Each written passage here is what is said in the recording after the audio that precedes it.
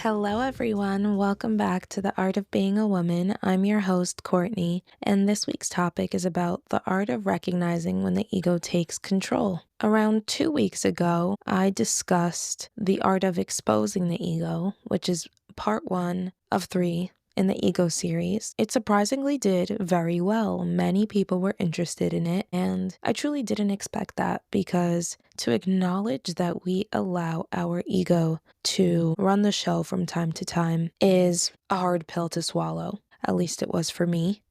And to be able to observe yourself and the actions that you take in life and be able to acknowledge that it comes from a reactive place or a hurt, unhealed place is huge. In episode 23, The Art of Exposing the Ego, I focused more on what the ego is, why it exists, and why do we all constantly battle with our own ego. In this episode, I'm going to focus specifically on very common ways the ego will disguise itself in our mind and sort of convince us that this is how we truly feel and this is our true nature, when in reality, it's not. I personally believe that when we are our most authentic self, we are operating from our soul, and our soul is a piece of God. And therefore, when we are acting from our soul, we are embodying qualities of God, which are all positive and all about being a giver and adding light to this world. Anytime we catch ourselves doing the opposite of that and we are embodying negative behaviors and we are tearing people down and tearing ourselves down as well, we are not acting from our soul, we are acting from our ego. And we know this because that is not how God would act. God would not criticize himself, criticize others, or add more negativity into the world. It's just not in his nature. Now, I know that not everyone believes in God, but in order for me to talk about this topic, I definitely will be speaking from the point of view of someone that does believe in God. Hopefully, that doesn't take away from the message of this episode, and you can really gain some insight into where the ego is working its tricks on you in your mind on a daily basis. We have 4 different areas that we are going to cover. Now, the ego definitely shows up in more than 4 ways, and it's different for each one of us depending on what our triggers are. In my opinion, I believe these 4 are the most common, or at least they were things that were resurfacing a lot for me. Hopefully, you can reflect on your own life, figure out where in your life you tend to experience these challenges, and we can work on overcoming them together. I will share some advice and personal experience as needed to help paint the picture a little bit more. The 4 different areas we're going to discuss are as follows. 1, when you fixate on others instead of yourself. 2, when you focus on comparison as a measure of worth. 3, when you convince yourself you're not good enough. And 4, when you feel entitled to validation and recognition. These 4 steps and areas that we're going to cover are from my Instagram account, She is Artfully Woman, where I discuss topics like this one in a written format. So if you're interested, I would love to have you join me on Instagram. Now, let's get into step 1, when we fixate on others instead of ourselves. Many times in life, when we are by ourselves and we're alone, it's not that challenging for us to remain calm, cool, and collected because there's no one to really trigger us or to challenge our inner state of being. But when we start interacting with the people in our lives, whether it's our family, our friends, our coworkers, or just strangers in public, that is really when the ego tries to take over our mindset, our emotions, and it tries to get us to react when things are really not worth our energy. A simple example of this is any time that we are interacting with someone and a thought occurs to us that perhaps the people around us shouldn't be acting the way that they do, or we start forming opinions on people based on how they've treated us and how they are treating others, that is when we start to get caught up in our ego.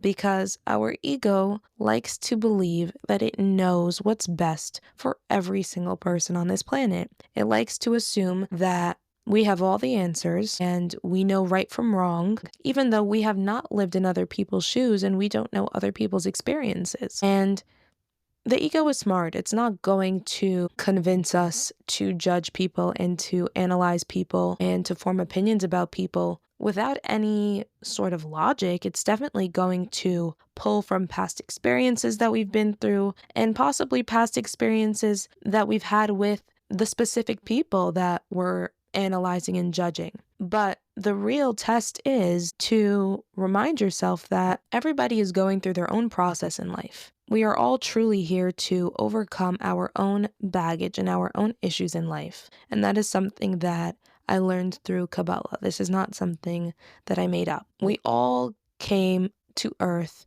to work on any unresolved issues that we didn't clear up in our past lives. So when we are living our current life and we are focusing on things that other people should be fixing about themselves, rather than focusing on ourselves, which is our main focus and why we're here, we're losing the plot and we're losing the point. It's in those moments when we analyze and judge other people that we forget that we can't even control people. We can't control what they think, what they do, what they say. So getting so caught up emotionally and internally about what is right and what is wrong and what people should and shouldn't be doing is a waste of our energy, and it also separates us more from ourselves and what actually matters to us. Whenever the ego is showing up in our lives, it's trying to give us the opportunity to release control. Release control of your expectations of other people and how you think things should unfold in life, and really just allow things to be. If you are in a situation and someone else is just not up to par with your expectations, or you feel let down, whatever the case may be, as hard as it is, work on accepting it for what it is. Because the sooner we accept people for who they are, we can adjust accordingly. If we are judging people and analyzing people, which it's very normal to do. I'm not saying it's the right thing to do, but we all do it. The most important thing to realize in those moments is that it doesn't change anything. We can analyze and judge people all we want, but if we don't decide to do something differently than what we've always been doing, we're going to be stuck on a loop, experiencing the same frustrations with the same people in our life. So when you catch yourself fixating on other people instead of yourself, pause, let yourself become an observer rather than someone that is just reacting to life and to other people. That is when you start to regain control of yourself and the ego is not influencing your actions. And then ask yourself, what can you do to better the situation with another individual instead of trying to fix the other person? We must decide in that moment what we need to do going forward to better our life and to better react to situations where we are getting triggered in a way to fixate on other people's problems more than the work we need to do within ourselves. Something that I realized in my life personally is that there's certain areas in life where the ego doesn't really intervene, meaning you're not really tested that much. You're not really feeling like you need to work on self-control that much in terms of judging other people and analyzing other people. And that's because you were probably tested before and you passed without realizing it.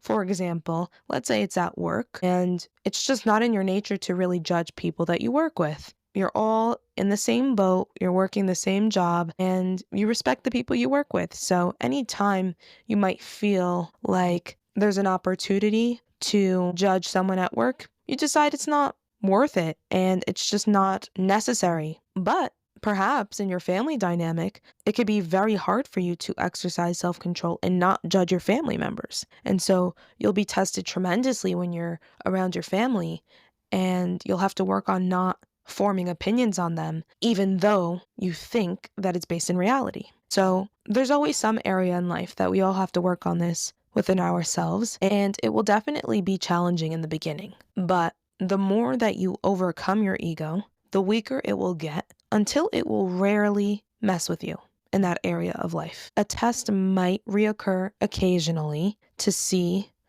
if you've really mastered this area in your life, but you will have developed so much strength and self-control that it will feel almost effortless to you. Step 2, when you focus on comparison as a measure of worth. This is a sneaky one because I feel like in our society, since a young age, when we were in school and we had to take exams, we were always compared to our peers, especially peers our own age. And we would always assume that in order to know if we're developing at an appropriate pace, we would have to compare ourselves to the people in our age group. But once we become adults, we realize that age is simply just a number and everyone has their own path. When we compare ourselves to the people that we think are on the same path as us, we distract ourselves again from our main focus. And our main focus is us and what we need to be doing.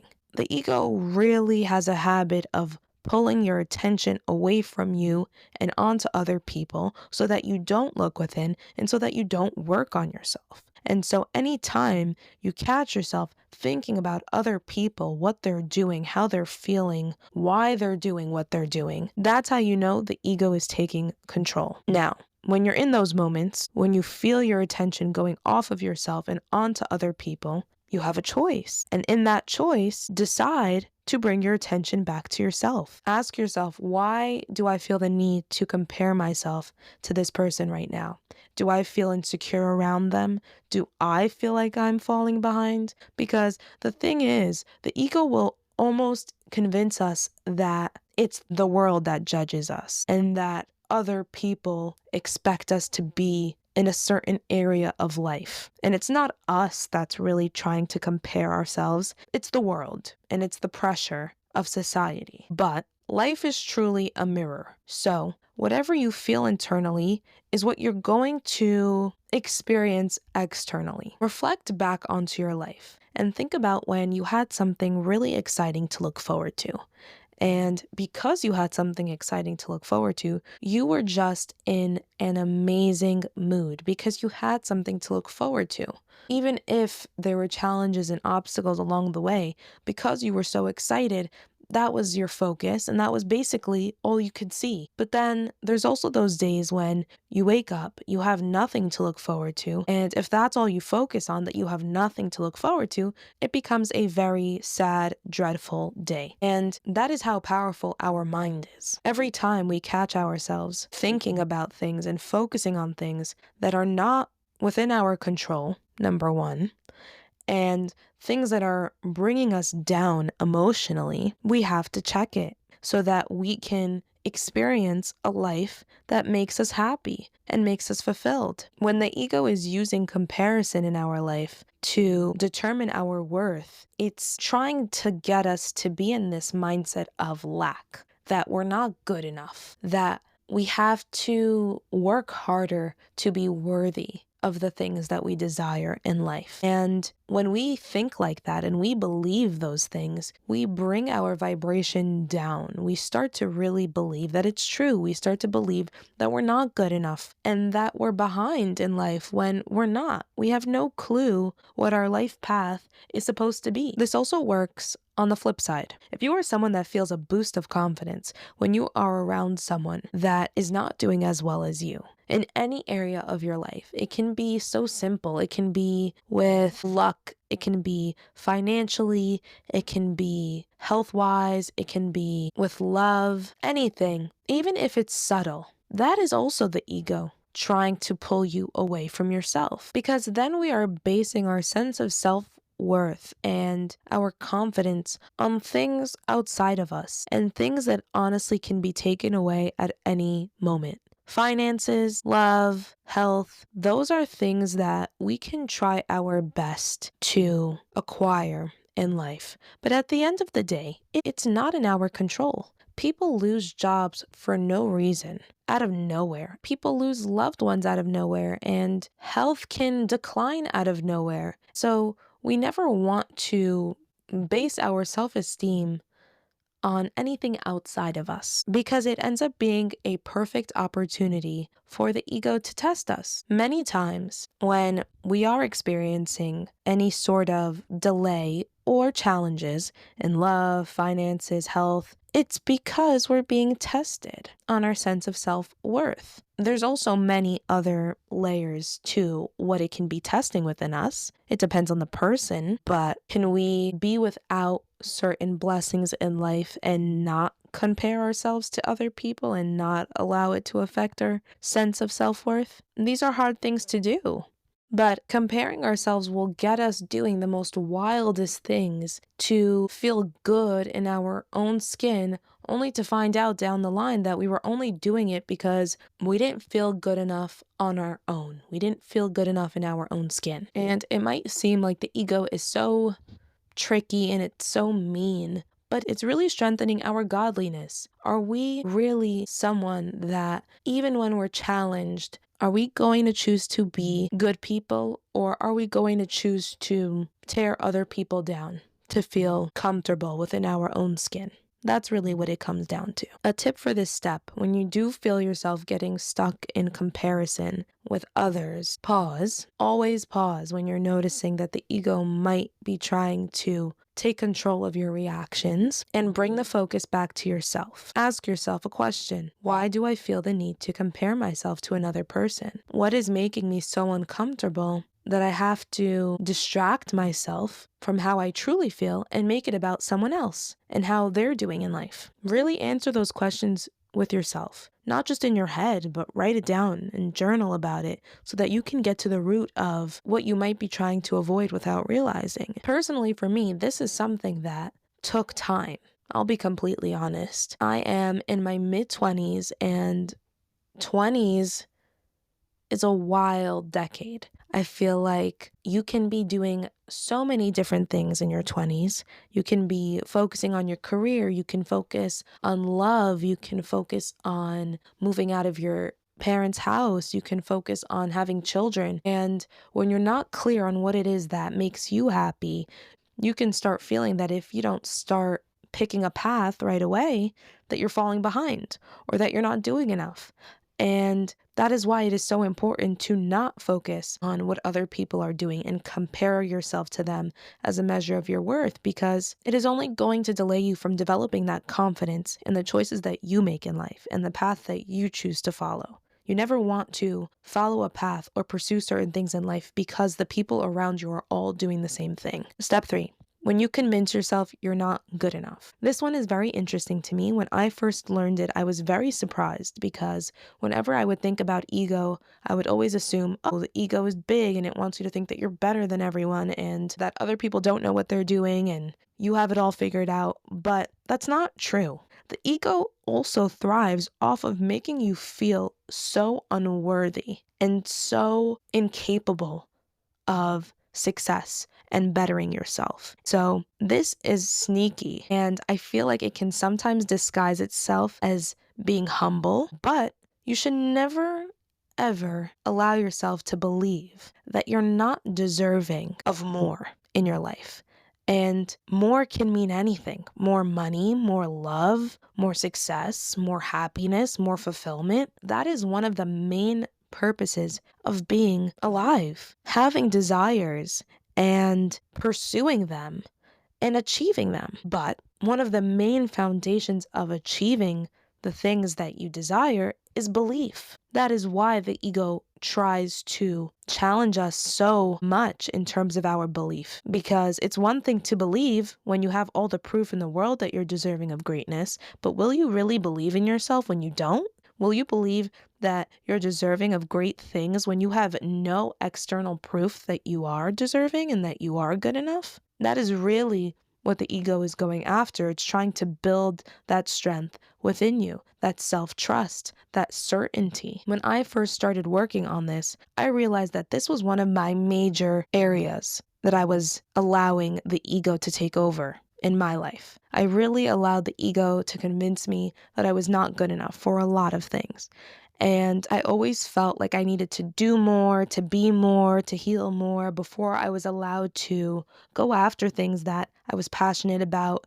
And I allowed it to convince me that timing just wasn't right and that eventually I would reach a point where I would feel so confident that I would reach a point where I would actually take action on the things that I truly desired. What I had to really learn was that worthiness and feeling deserving is not a destination. It's not a goal. It's something that we were born with. Think about babies when they're born. They don't have to earn their worthiness in this world. They don't have to earn anything to be deserving of happiness in this world. We all know that it's intrinsic. It's something that you're born with. The fact that you're here, the fact that you were brought into this world means you have purpose. You are worthy. You are deserving of greatness. Children know this about themselves. Children know that they're worthy. Children know that they're amazing. And it's only as they get older that worthiness starts to get challenged. That can be in school, that can be with family sometimes. And it happens to every single one of us. We start to doubt our worthiness as we get older, and we have to find our way back to how we felt when we were children, when we knew we were deserving and that we don't need to do more, be more, heal more, anything of that nature for that to be true. Anytime you are feeling any doubt and experiencing a sense of lack, as if you need something outside of you to be good enough for something, really check yourself, because like we spoke about earlier, whatever you believe and whatever you think is true will be mirrored to you externally. That is what you're going to experience out in the world. So if you are doubting yourself and you are feeling like you are not good enough and that you have to work harder on yourself to get to a point of feeling deserving enough for success, for love, for whatever it may be, you are going to experience people that agree with that mindset. You're going to see content on your phone that agrees with that mindset, and so on and so forth. If you truly want to feel that intrinsic value within yourself and believe that you're worthy, regardless of what the outside world is showing you or trying to convince you, you have to make that decision to really be strict about the thoughts that you entertain. You cannot entertain your doubt. You cannot allow the belief that doing more and being more or healing more will make you more worthy of receiving greatness in your life. Anytime it surfaces, you must flip the script. You must replace that thought with a positive thought. This is why affirmations are very popular, and I definitely recommend it for anyone and everyone, especially if this step is something that you have a hard time with. If doubt is something that you struggle with, I feel like we all struggle with doubt from time to time. Create an affirmation that challenges your doubt. For example, if you have a fear of public speaking and you have a fear that you will not sound confident when you speak, you need to create an affirmation that challenges it. You can say something as simple as, I am a confident public speaker. And it's not enough to just say it once. You need to say it every time you have doubt about public speaking. And over time, you will notice that you will believe your affirmation, and therefore your external reality will reflect it back to you.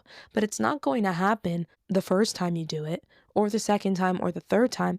It takes time. It really depends on how long you've been feeding yourself doubt and how long the ego has been really getting a hold of you. The more you start tracking where you feel doubt in your life and you start replacing it with positive affirmations, you will notice that your life will change. And it's not just because your reality changed and your experience changed, but it's truly because you changed. The way that you look at yourself changed, and the way that you look at life changed. And when we do those two things, when we change the way we look at ourselves and we change the way we look at life, life has no choice but to reflect it right back to us. Step 4. When you feel entitled to validation and recognition. This is something that I personally did not realize that I had to work on this step until I started my Instagram account. I would post my written content, and some posts would do really well, And therefore, I felt very validated and very good about myself. Not because that was my main motivation behind posting, but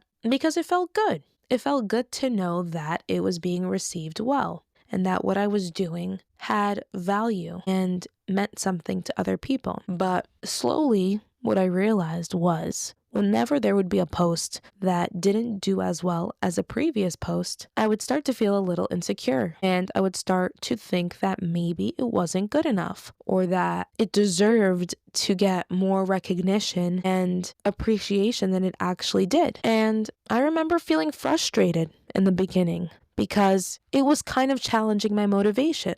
I was originally motivated just because I wanted to prove to myself that I can do something new and pursue something that excited me, regardless of the outcome. But then once I got a little taste of that validation and a little taste of that recognition, it became very tricky when I didn't get it because it was very inconsistent. And I had to learn very quickly that I can never be doing anything out of the need for validation and recognition because it will not last and it will end up controlling me. It will end up controlling my moods. And this doesn't mean that it's easy to do, but the sooner that we overcome the need to be validated by people in our lives and by the public, the more free we become and the more we are actually being authentic. Because had I allowed my need for validation and recognition take control over my life, I would have only posted about topics that people were interacting with the most. It would have prevented me from posting about the things that I was passionate about. It made me think a lot about how this applies to artists as well, and perhaps actors and actresses. If they only were to produce music that were on the top 100, they wouldn't be able to fully express themselves. They would only be sharing what other people want from them, and they're not allowing themselves to be fully authentic and fully themselves. And that goes for the actors and the actresses. If everyone loves that they are great in romance movies, but that's not their passion and they would love to do more serious roles, they would be withholding themselves for the sake of validation and recognition. And I'm sure all these different types of creative individuals would say that it's not worth it in the long run. It's not worth it to sacrifice your authenticity and your integrity for the sake of being validated by the world and the people around you. It always ends up not being enough, and you're always dependent on other people to remain motivated because there will be times when people will not validate you. And then you have to ask yourself, what are you doing this for? Are you doing it for yourself? Are you doing it because you love to do it and because you're passionate about doing it? Or you're doing it because of other people and because you think other people expect things from you and it's what other people want from you? This is how the ego takes us away from our true self. We want to truly be in alignment, and by being in alignment, we cannot be pleasing everyone around us. When we feel rejected by others and when we feel rejected when we are being authentic, that is when we have to exercise our inner strength and remind ourselves that the only person we need validation from in life is ourself. If we're used to receiving validation from other people and we transition into someone that is only doing things for our own validation, it can feel like lack. But I promise you that if you only focus on validating yourself, you will feel aligned with who you are internally and how you express yourself, which is something that cannot be achieved through any shortcut and from anyone outside of you. Something that has helped me personally with this step is when I catch myself feeling like I need validation from someone else or recognition, I'll really ask myself, validation from who and recognition from who? Because really get specific and get honest. Who do you need validation from?